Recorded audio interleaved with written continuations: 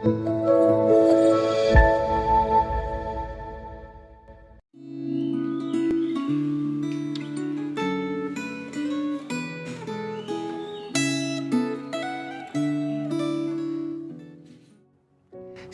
jemaat yang dikasihi oleh Tuhan. Apa kabarnya hari ini? Kita berjumpa lagi dalam Refleksi Gemah. Mari kita berdoa, mohon pimpinan Tuhan. Bapa dalam surga, hari ini kami bersyukur kepadamu. Engkau sungguh baik dalam kehidupan kami. Kami rindu untuk terus berdekat dengan Tuhan. Oleh sebab itu pimpinlah setiap kami, sehingga kami dapat mengerti kedalaman hati-Mu, dapat mengerti rencanamu dalam hidup kami, dan beroleh kekuatan untuk taat dan setia kepada Tuhan dalam kehidupan kami sepanjang hari ini. Tuntunlah kami dengan kebenaran firman-Mu. Di dalam nama Tuhan Yesus kami berdoa. Amin. Jemaat yang dikasihi oleh Tuhan, hari ini saya akan membacakan Yeremia pasal 17, ayat yang kelima. Beginilah firman Tuhan. Terkutuklah orang yang mengandalkan manusia, yang mengandalkan kekuatannya sendiri, dan yang hatinya menjauh daripada Tuhan. Ayat yang ketujuh. Diberkatilah orang yang mengandalkan Tuhan, yang menaruh harapannya pada Tuhan. Ayat ke-10. Aku Tuhan yang menyelidiki hati, yang menguji batin, untuk memberi balasan kepada setiap orang setimpal dengan tingkah langkahnya, setimpal dengan hasil perbuatannya. Sedemikian jauh pembacaan firman Tuhan. Jemaat yang dikasihi oleh Tuhan, kita pasti pernah berbuat salah, bukan? Lalu, ketika kita tahu akan resikonya, akan bahayanya, maka kita bilang gini, kapok saya. Ampun deh, nggak lagi-lagi deh, cukup, ini yang terakhir, ini menjadi sebuah pelajaran berharga, saya mau balik lagi sama Tuhan, saya mau bertobat sungguh-sungguh, saya mau ikutin Tuhan, tolong saya Tuhan. Mungkin kita pernah mendengar rekan-rekan kita atau orang lain mengucapkan hal ini. Mungkin kita juga ya mengucapkannya.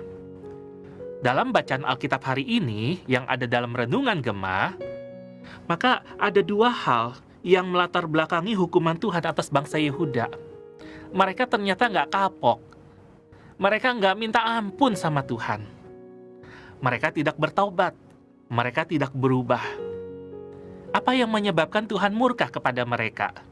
Yang pertama, bangsa Yehuda tidak mau bertobat. Tidak mau cari pertolongan Tuhan, tapi cari jalan selamat dengan meminta pertolongan tentara asing waktu Raja Nebukadnezar mau datang menyerang. Padahal bangsa Yehuda punya Tuhan yang luar biasa. Tuhan yang sanggup menolong mereka untuk lepas dari segala ancaman musuh-musuh mereka. Bagaimana dengan kehidupan kita? Waktu kita ada dalam pergumulan, waktu kita ada dalam dosa dan pelanggaran, yang kita cari tentu selamat, bukan? Mau bebas dari dosa dan pelanggaran. Kita ingin bebas dari segala ancaman. Yang kita cari siapa? Yang kita minta tolong siapa? Apakah kita cari Tuhan atau cari dukun? Cari paranormal, cari ahli feng shui, cari ahli hong shui, yang kiranya dapat menolong kita untuk memuluskan jalan, cari orang yang bisa melihat, cari orang yang bisa mengetahui rahasia masa depan katanya. Atau kita cari pertolongan Tuhan, kita bertekuk lutut di hadapan Tuhan, menyadari kelemahan dan keterbatasan kita, menyadari dosa dan pelanggaran kita, lalu memohon pengampunan daripada Tuhan, memohon pertolongannya agar kita dipulihkan, dijamah, disembuhkan, dikuatkan, disemangati lagi. Yang kedua yang menjadi alasan hukuman Tuhan atas bangsa Yehuda, mereka mengabaikan ketentuan terhadap hari Sabat. Ini menunjukkan bahwa sikap hati mereka terhadap kehadiran dan kedaulatan Tuhan di dalam kehidupan mereka. Mereka anggap itu sebagai sebuah kehadiran yang remeh. Mereka tidak peduli kepada Tuhan.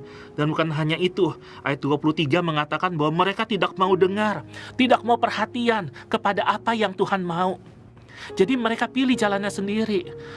Masa bodoh hari Sabat, masa bodoh hari perhentian, masa bodoh dengan mencari Tuhan. Udah kita hidup melakukan apa yang kita mau aja. Dan bukankah manusia zaman ini juga sibuk melakukan hal yang sama?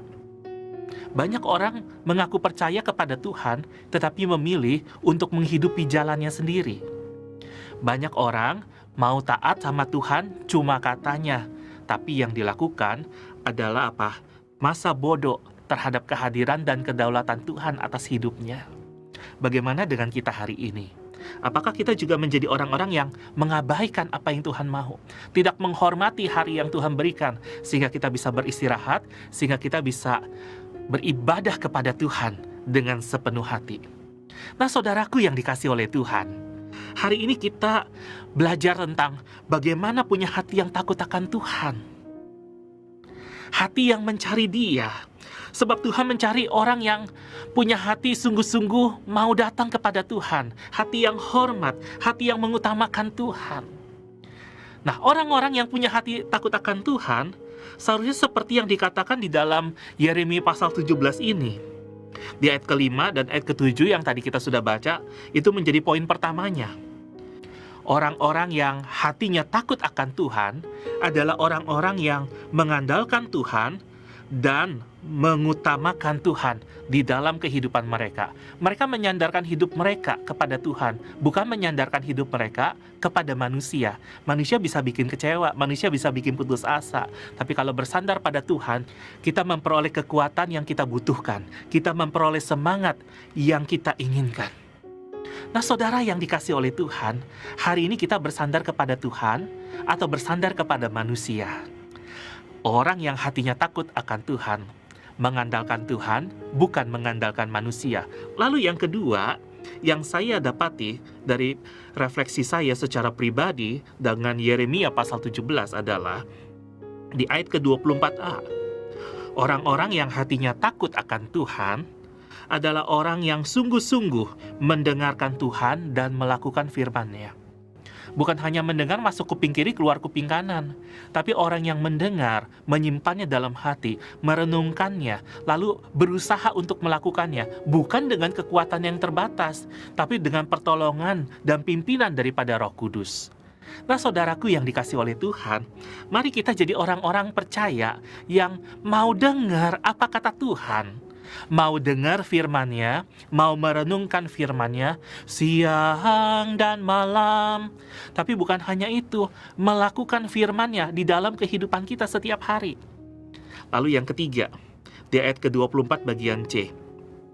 Orang-orang yang hatinya takut akan Tuhan adalah orang-orang yang menguduskan hari Sabat, yang menghormati hari Tuhan, yang menghormati ibadah, yang mengambil kesempatan untuk berdekat kepada Tuhan dengan cara yang seharusnya. Bukan dengan cara kita, tapi dengan cara yang Tuhan mau. Oleh sebab itu, apakah kita sudah menghormati ibadah kita? Apakah kita memperlakukan ibadah kita sebagai sebuah kesempatan untuk mengalami perjumpaan dengan Tuhan, sehingga kita bisa memuliakan Dia, sehingga kita bisa lebih dekat kepada Tuhan?